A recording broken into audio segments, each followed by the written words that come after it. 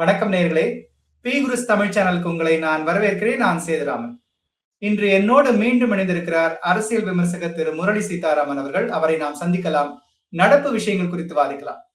வணக்கம் சார், எப்படி இருக்கீங்க? வணக்கம், ரொம்ப சிறப்பா நல்லா இருக்கேன். உங்களுடைய ஆசைகள் வாழ்த்துக்களோட நல்லா இருக்கேன். நம்முடைய சென்ற ப்ரோக்ராம் நல்ல திருப்திகரமா அமைஞ்சது. ஆமா சார், நிச்சயமா உங்களுடைய ஆசைகள் எங்களுக்கு தான் தேவை தவிர நாங்க வந்து உங்களுக்கு ஆசைகள் தர முடியாது. Thank you sir, thank you very much sir. ஒரு முக்கியமான விஷயம் நடந்திருக்கு. திரு அண்ணாமலை அவர்கள் ஒரு போட்காஸ்ட் வெளியிட்டிருக்காரு. அவருடைய பண்ணை வீட்டுல இருந்து விவசாயம் சார்ந்த விஷயங்கள்லாம் பேசுறாரு. ஒரு ஸ்டேஜ்ல பாத்தீங்கன்னா ஒரு வார்த்தை சொல்றாரு, என்னுடைய நோக்கம் வந்து கல்ட் பாலிடிக்ஸ்ல இருந்து காமன் பாலிடிக்ஸ்க்கு மாறணும் அப்படிங்கறதா முக்கியமான விஷயம் அப்படிங்கிறாரு. இது இன்றைய சூழ்நிலையில சாத்தியமா? ஏன்னா பாஜகன்னு எடுத்துக்கிட்டா கூட மோடிங்கிற ஒரு பிம்பத்தை மையப்படுத்தி தான் இன்னைக்கு அரசியல் நடக்குது மத்தியில. அப்படி இருக்கும் பொழுது இவர் சொல்லக்கூடிய இந்த விஷயம் தமிழ்நாட்டில் சாத்தியமா? அதாவது ஒரு பிம்பம் என்பது வேறு, கல்ட் என்பது வேறு. அதாவது எதுக்கு எடுத்தாலும் மோடி தான் ஆன்சர் பண்ணணும், எதுக்கு எடுத்தாலும் மோடி தான் பதில் கொடுக்கணும்னு இருந்தாதான் அதான் கல்ட். ஆனா பிம்பம் என்பது மோடி ஒரு திறமையான நிர்வாகி, தூய்மையான நிர்வாகி, நல்ல முடிவுகளை எடுக்கக்கூடியவர், குஜராத்ல சிறப்பா செயல்பட்டவர் அப்படிங்கிறது மோடியை பற்றி கட்டப்பட்ட அந்த பிம்பம். அது நல்ல உண்மையும் கூட. இட் இஸ் நாட் செயற்கை பிம்பம் கிடையாது, அது உண்மையான பிம்பமும் கூட. அது வந்து கல்ட் கிடையாது. இப்ப பாத்தீங்கன்னா எதுக்கு எடுத்தாலும் மோடி தான் பதில் கொடுக்கணும், எதுக்கு எடுத்தாலும் மோடி தான் ஆன்சர் பண்ணணும்னு கிடையாது. இப்ப பாத்தீங்கன்னா ஜெய்சங்கர் எக்ஸ்டர்னல் அஃபேர்ஸ்ல பிரமாதமா ஆன்சர் பண்றாரு. நிதியமைச்சர் நிர்மலா சீதாராமன் அவர்கள் நிதி சம்பந்தப்பட்ட ஜிஎஸ்டி இந்த மாதிரி விஷயங்கள்ல ஆன்சர் பண்றாங்க. அந்தந்த டிபார்ட்மெண்ட் மினிஸ்டர்ஸுக்கு ஒரு லீவரேஜ் இருக்கு, அவங்க நல்லா பிரமாதமா பண்றாங்க. ஹோம் மினிஸ்டர் அமித்ஷா பிரமாதமா பார்லிமெண்ட்ல பதில் கொடுக்குறாரு. மோடியும் பக்கத்துல உட்காந்துட்டு இருப்பாரு, ஆனா அமித்ஷா பதில் கொடுத்துட்டு இருப்பாரு. ஆனா அதை மீறி எல்லாமே மோடி தான் பண்ணணும்னு சொன்னா அதான் கல்ட்டு. இது அப்படி இல்லை. இப்ப அண்ணாமலை சொன்ன அந்த போட்காஸ்டுக்கு நான் திரும்ப வரேன். அண்ணாமலை பேசிய பல விஷயங்கள் இன்னைக்கு காலையில போட்காஸ்ட் நானும் பார்த்தேன். நிறைய விஷயங்கள் வந்து நான் புரிஞ்சிட்ட அளவுல இந்த அர்பனைஸ்டு பீப்புள் இருக்காங்க பாத்தீங்களா, அர்பனைஸ்டு எஜுகேட்டட். நான் ஸ்கூல் காலத்துல இருந்து all my school education right from my இது எல்லாமே சிட்டி தான். அது சென்னையா இருக்கலாம், கோயம்புத்தூரா இருக்கலாம், திருச்சியா இருக்கலாம், மதுரையா இருக்கலாம். நல்லா சிட்டி பிராட் அப் அப்படின்னு சொல்றாங்க பாத்தீங்களா. அந்த எலைட் என்விரான்மெண்ட்ல படித்து வேலைக்கு வந்து அப்படியே இருக்கிறவங்களுக்கு இந்த விஷயங்கள் எல்லாமே புதுசா இருக்கும். முதல்ல மண்ணை சரி பண்ணணும். மண் வந்து பாழ்பட்டு போய் கிடக்கு. விவசாயத்துக்கான மண் வந்து செயற்கை உரங்களை போட்டு போட்டு போட்டு பாழ்பட்டு கிடக்கு. இப்ப நாங்க அதை கொஞ்சம் கொஞ்சமா அதை ரிக்ளமேஷன் ஆஃப் த சாயில் அதை கல்ச்சர் பண்ணிட்டு இருக்கோம்.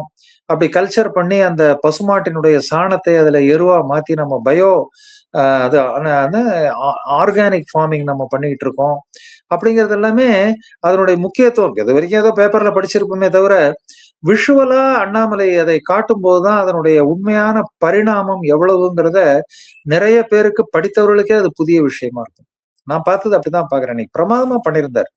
அதாவது வந்து வறட்சி தாங்கி வளரக்கூடிய ஒரு எலுமிச்சை ரகம் ராஜமுந்திரி, அப்புறம் வந்து பட்டு போன முருங்கைக்காயை காமிச்சாரு, எப்படி இருக்குங்கிறதெல்லாம் காமிச்சாரு. அதெல்லாம் 41 டிகிரி செல்சியஸ்ல கரூர்ல வெயில் சும்மா போட்டு தள்ளும் போது, தென்னிலைங்கிற கிராமம் அவர் இருக்கிற கிராமத்தெல்லாம் போட்டு தள்ளும் போது அங்க மரங்கள் வளர்ப்பது எவ்வளவு முக்கியம், அந்த மரங்கள்னால நம்ம எப்படி வந்து அந்த ஹீட்டை குறைக்க முடியும், அதெல்லாம் ரொம்ப அற்புதமா அண்ணாமலை அவர்கள் வந்து இட் வாஸ்.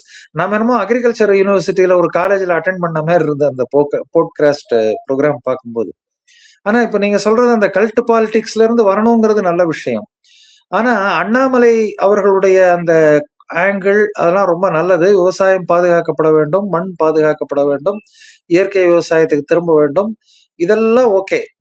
ஆனா அதே நேரத்தில் தொழில் வளர்ச்சி என்பது மிக மிக முக்கியம் ஒரு நாட்டுக்கு. இப்போ ஒரு அரசாங்கமோ அண்ணாமலை அவர்களே நாளைக்கு ஆட்சிக்கு வந்தால் கூட, ஒரு அரசாங்கத்தை உண்டாக்கினால் கூட, அவர்களுக்கு முன்னாடி இருக்கக்கூடிய சேலஞ்ச் என்னன்னா, ஒரு பக்கம் தொழில் வளர்ச்சியையும் பார்க்கணும், இன்னொரு பக்கம் விவசாயத்தை பாதுகாப்பதையும் பண்ணணும். இந்த ரெண்டையும் பேலன்ஸ் பண்ணணும். அதுதான் வெற்றி இருக்கு. இப்போ தொழில் வளர்ச்சின்னு வரும்போது பாத்தீங்கன்னா, ஒரு தொழிற்சாலை நகரம். நான் சமீபத்துல ஒசூர் பத்தி, டைட்டன் பத்தி ஒரு சின்ன ஆவணப்படம் பார்த்தேன். ஒசூர் எப்படி வளர்ந்ததுன்ட்டு. நான் வந்து 1973-74ல ஒசூருக்கு தர்மபுரி போய் படிக்கும்போது, ஒசூர் வந்து ஒரு சின்ன வளர்ச்சி அடைந்த கிராமம், அவ்வளவுதான். அதுக்கப்புறம் பாத்தீங்கன்னா அசோக் லேலண்ட் வந்தது, டைட்டன் வந்தது, டிவிஎஸ் வந்தது, கார்பரண்டம் யூனிவர்சல் வந்தது. இந்த மாதிரி தொழிற்சாலை நகரமா அது விரிவடைந்தது. அது பல்லாயிரக்கணக்கான பேர்களுக்கு வேலை வாய்ப்பு கொடுக்கணும்னா தொழில் வளர்ச்சி என்பது ரொம்ப ரொம்ப முக்கியம். அப்பதான் உங்களுக்கு அண்ணாமலை இப்ப பேசியிருக்கிறது ஒரு பார்ட், அவருடைய ஃபியூச்சர் ப்ரோக்ராம்ஸ் பத்தி ஒரு பார்ட். இன்னும் வரக்கூடிய போட்காஸ்ட்ல வந்து தொழில் வளர்ச்சியை பத்தி அவர் என்ன சொல்ல போறார், தொழில் வளர்ச்சியையும் விவசாய பாதுகாப்பையும் எப்படி பேலன்ஸ் பண்ணணுங்கிறத பத்தி அண்ணாமலை என்ன சொல்ல போறார்.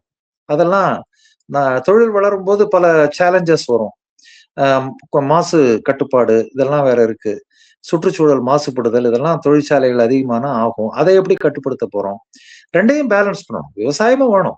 நீங்க தொழில் வளர்ச்சி இன்னைக்கு என்ன அண்ணாமலை சொன்னதனுடைய அடிப்படை என்னன்னு கேட்டீங்கன்னா, நான் புரிஞ்சுக்கிட்டது, நம்ம வந்து என்ன பண்றோம், தொழில் வளர்ச்சின்னு சொல்லி நகரங்களை விஸ்தரித்து கொண்டு போய் ஒரு ஏரியல் வியூல பாத்தீங்கன்னா எல்லாம் அந்த கான்கிரீட் குச்சிகள் மாதிரி இருக்கும், கான்கிரீட் ஜங்குல நம்ம உருவாக்கி இருக்கோம்.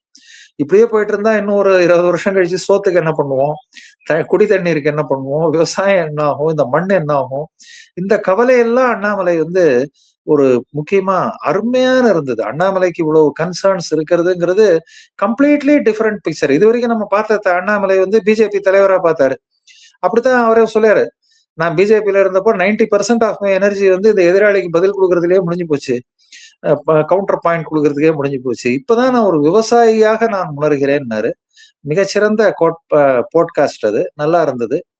அப்புறம் நான் சொன்ன மாதிரி கல்ட் பாலிடிக்ஸ்ல இருந்து இந்த கல்ச்சர் பாலிடிக்ஸ் அந்த மாதிரி வரும்போது பாத்தீங்கன்னா, கல்ட் அப்படிங்கிறது ஒரு குறிப்பிட்ட தலைவர் தான் பதில் கொடுக்கணும், அவர் தான் எல்லாம், அவருக்கு தெரியாதது ஒண்ணுமே கிடையாது.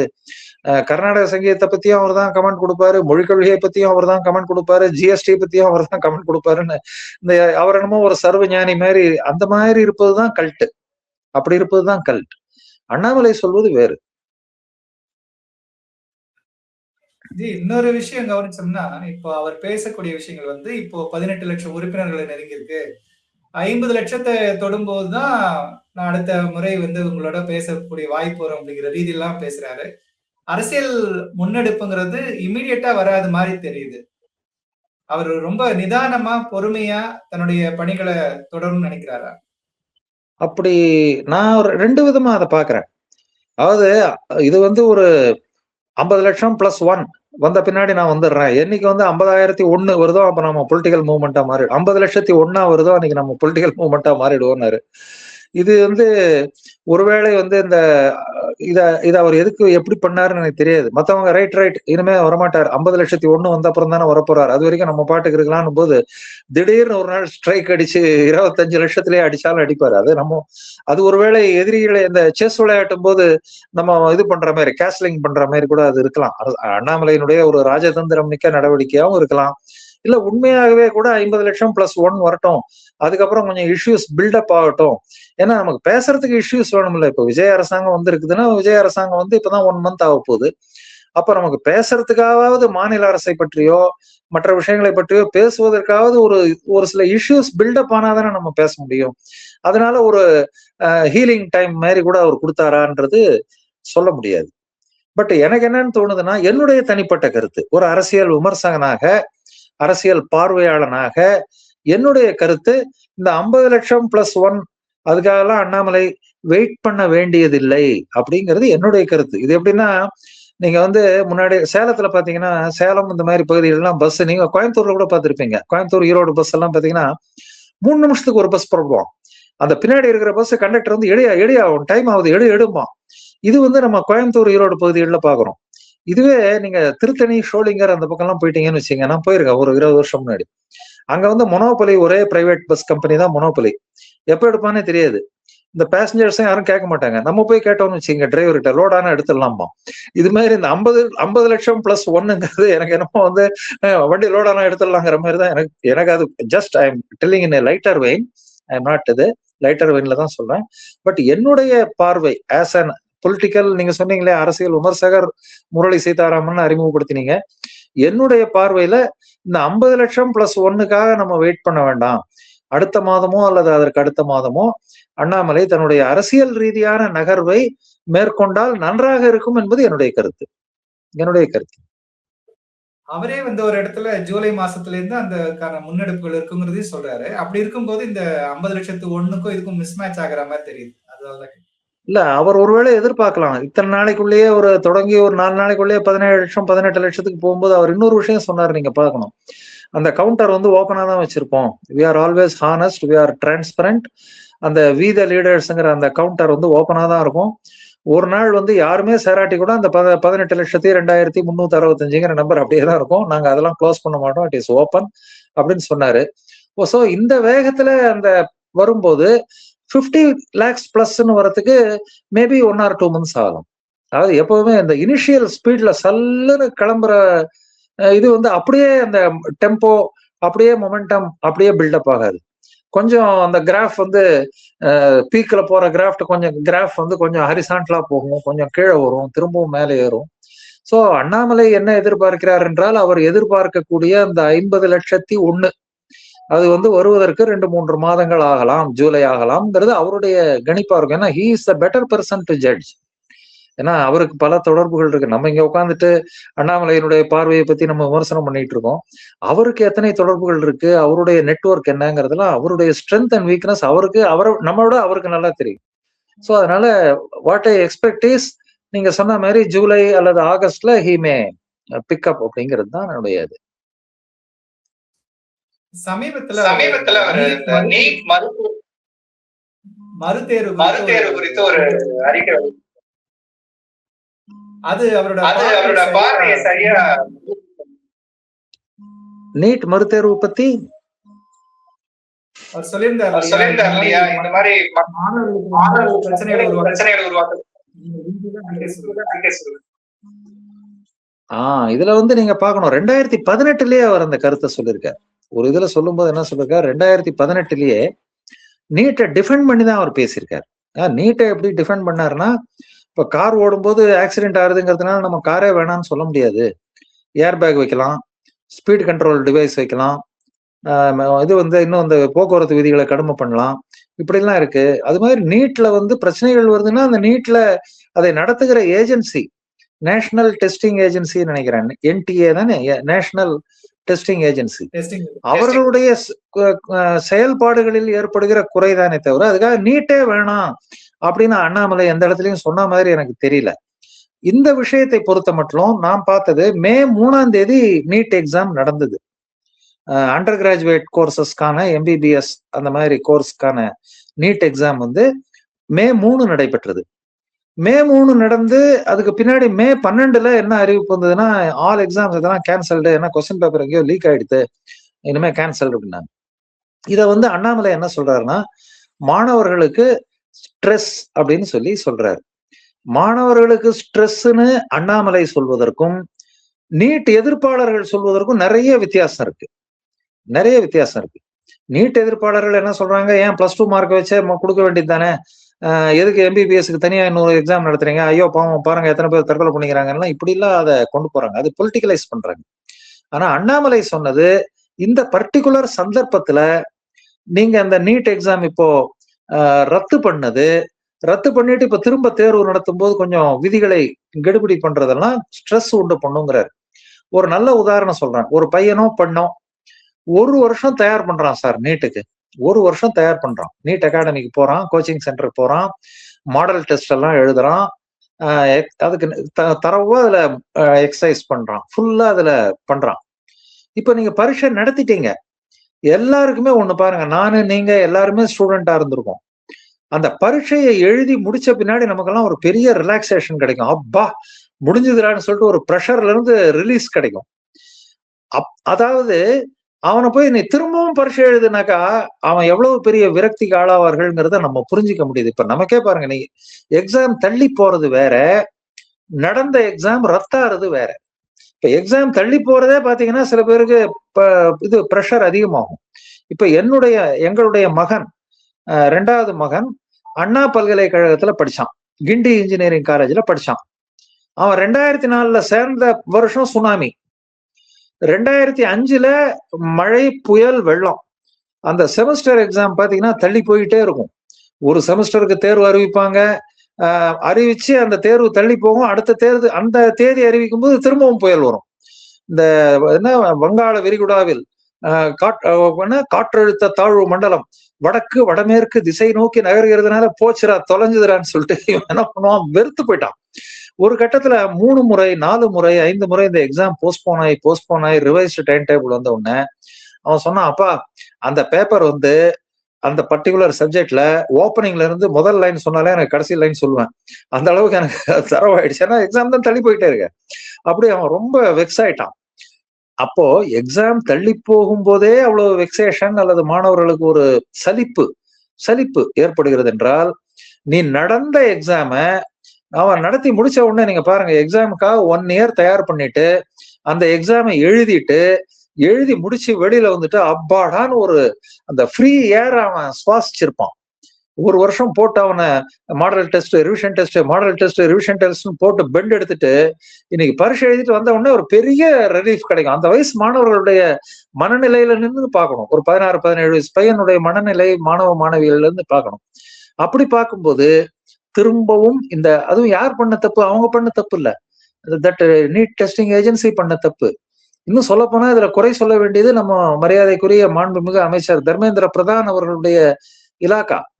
நம்ம குறை சொல்றது அவரை சொல்லணுமே தவிர, நீ போய் மாணவனை போட்டு திரும்பவும் இது பண்ணி இப்ப ராணுவ பாதுகாப்போட தேர்தல் இது வரும், அந்த கொஸ்டின் பேப்பர்லாம் அனுப்புறோம், ஹெலிகாப்டர்ல அனுப்புறோம், இன்னும் அந்த உள்ள நுழையும் போது டெஸ்டிங் எல்லாம் இன்னும் பயங்கரமா இன்னும் கொஞ்சம் கூடுதலான ஃப்ரிஸ்கிங் இருக்கும். நீ 180 நிமிஷம் எழுதின தேர்வு இனிமே 195 நிமிஷம் எழுதணும், 3.25 மணி நேரம் எழுதணும். அப்படிலாம் பண்ணும்போது நேச்சுரலா அந்த மாணவர்களுக்கு ஒரு ஸ்ட்ரெஸ் ஏற்படுங்கிறத நம்ம மறுக்க முடியாது. ஏன்னா 2 விஷயம் நான் சொன்ன மாதிரி, தேர்வு தள்ளி போறது வேற விஷயம், எழுதி முடித்த தேர்வு. ஐயா நான் எழுதி முடிச்சாச்சு, மே 3ஆம் தேதி எழுதிட்டேன், நீ திடீர்னு 9 நாள் கழிச்சு மே 12ஆம் தேதி நீ எழுதினது கிடையாது, இட் இஸ் கேன்சல்டுன்னு சொன்னேன்னா அது எவ்வளவு பெரிய ஒரு ஸ்ட்ரெஸ்ஸை உண்டு பண்ணும். அதனால அதே மாதிரி இப்ப எழுத முடியுமா? அப்போ எவ்வளவு திரும்பவும் ப்ரிப்பேர் பண்ணணும் அப்படிலாம் இருக்கு. அதைத்தான் அண்ணாமலை சொல்லியிருக்காரே தவிர, அவர் எந்த இடத்துலயும் நீட்டு கூடாது, இப்ப திராவிட இயக்கத்தை சேர்ந்தவர்கள் சொல்ற மாதிரி அனிதாவின் உயிரை பறித்தது நீட் அப்படின்னு சொல்லிட்டு அந்த அனிதாவுக்கு ஒரு சமாதி கட்டி அந்த சமாதியில ஆரிய சூழ்ச்சியால் உயிரிழந்த மாணவின்னு எல்லாம் அப்படி அந்த எல்லைக்கெல்லாம் அவர் போகவே இல்லை. அவர் நீட் தேவைங்கிறத சொல்றாரு, அதுல ஒன்றும் மாற்று கருத்தே கிடையாது. பின்னையும் நீட்டை டிஃபெண்ட் பண்ணதுல அண்ணாமலைக்கு மிகப்பெரிய பங்கு உண்டு.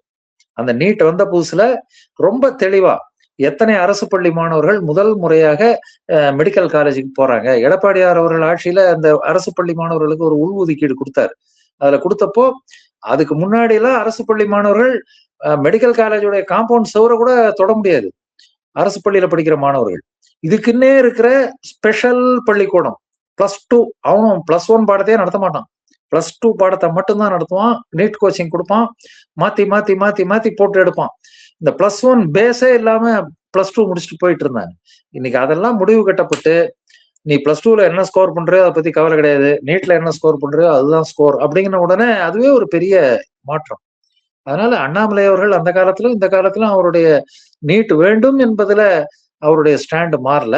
பட் இந்த பர்டிகுலர் எபிசோட்ல அவர் அந்த மாணவர்களுக்கு ஏற்பட்டிருக்கிற ஸ்ட்ரெஸ்ஸை சுட்டி காட்டிருக்காரு. நான் அப்படித்தான் பாக்குறேன். திருவள்ளூர்ல ஒரு குழந்தை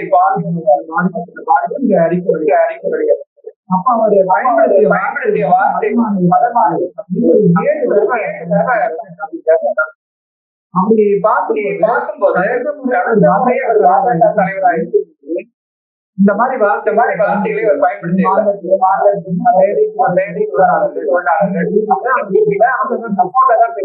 ஆனா இந்திய சூழல்ல அவருடைய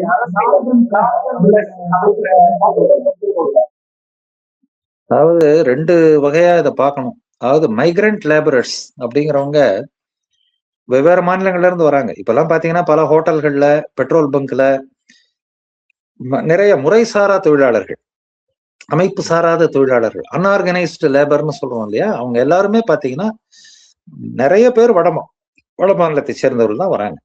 பெட்ரோல் பங்க்ல இருக்கிறவங்க, ஹோட்டல்ல இருக்கிறவங்க, நிறைய இதுல பாத்தீங்கன்னா இருக்காங்க. நம்ம ஆட்கள் என்ன பண்றாங்கன்னா, பொதுவாவே அவங்க கிட்ட கட்டணம் கட்டுற வேலையில கன்ஸ்ட்ரக்ஷன் சைட்ல இருக்கிறவங்க எல்லாம் பாத்தீங்கன்னா வட மாநில தொழிலாளர்கள் நிறைய பேர் இருக்காங்க.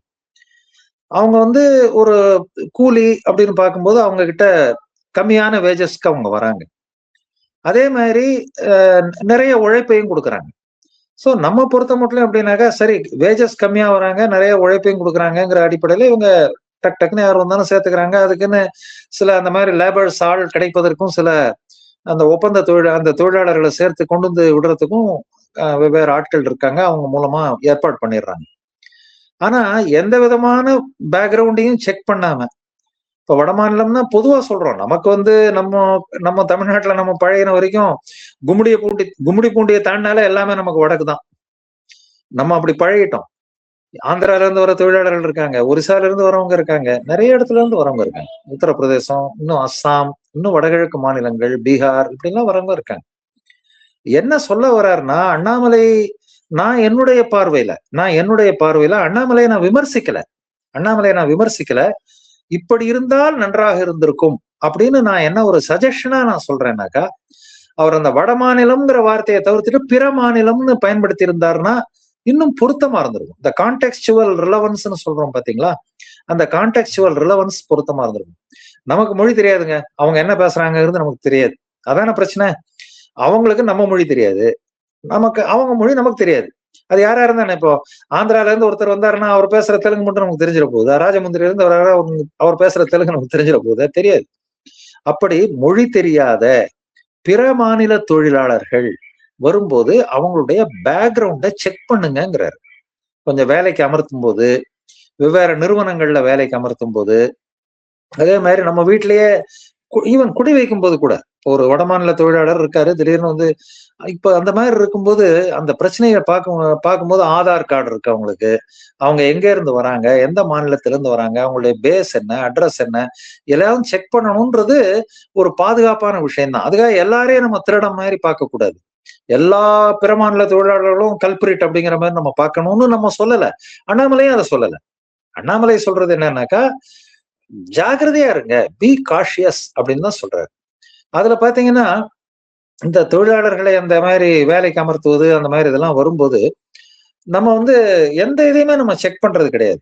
அப்படியே வந்தா போதும் அப்படின்னு நம்ம சேர்த்துன்னு வருவோம். அது கூடாது.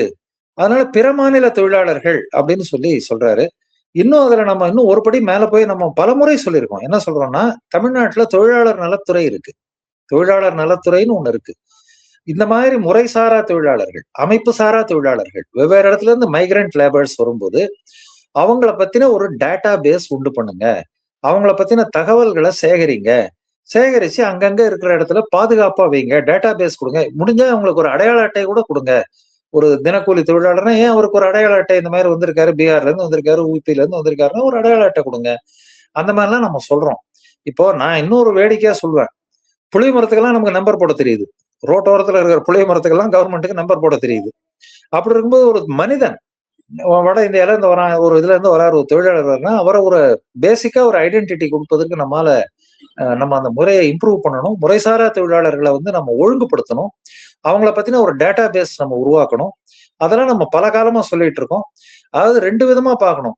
Crimes committed by migrant labourers, crimes committed against migrant labourers, அதுவும் இருக்கு. Crimes committed against migrant labourers இருக்கு. ரெண்டுமே தடுக்கப்படணும். இப்போ ஒண்ணும் இல்லைங்க, ஏதோ ஒரு இடத்துல ஒரு குற்ற சம்பவம் நடந்துருதுன்னா அவன் கன்ஸ்ட்ரக்ஷன் சைட்ல ஒரு இரும்பு அந்த இந்த தகர கொட்டாய் கீழே பாத்தீங்கன்னா குடும்பமா வசிச்சுட்டு இருப்பான். நம்மளால என்ன பண்ணுவோம், இவன் தான் காரணம்னு சொல்லிட்டு போயிட்டு அவன் அடிப்பான். அப்புறம் வடக்கன் பானிபூரி வாயன் அப்படின்லாம் அவனை கிண்டல் பண்றது, இதெல்லாம் நம்ம பண்ணிட்டு இருக்கோம். So crimes committed against migrant labourers, crimes committed by migrant labourers இரண்டுமே தடுக்கப்பட வேண்டும். இதுல வந்து வட மாநிலம்ங்கிற வார்த்தையை அது கொஞ்சம் அதற்கு பதிலாக கான்டெக்சுவலா பிற மாநில தொழிலாளர்கள்னு அண்ணாமலை சொல்லி இருந்தால் அது இன்னும் கரெக்டா இருந்திருக்கும்ங்கிறது என்னுடைய கணக்கு. But he did. அதனால வந்து அவர் வடமாநில தொழிலாளர்கள் மேலாம் வெறுப்ப கக்கினாரு. இவங்க பண்ற மாதிரி வடக்கம் பானிபூரி வாயன் இங்க வந்து மோடிக்கு ஓட்டு போட்டு இங்க வந்து வேலை பார்க்க வரான், கூலிக்கு வரான்லாம் அவர் அந்த மாதிரி எல்லாம் சொல்லல. அந்த அந்த கிரைம்ஸ் அதிகரித்திருக்கு.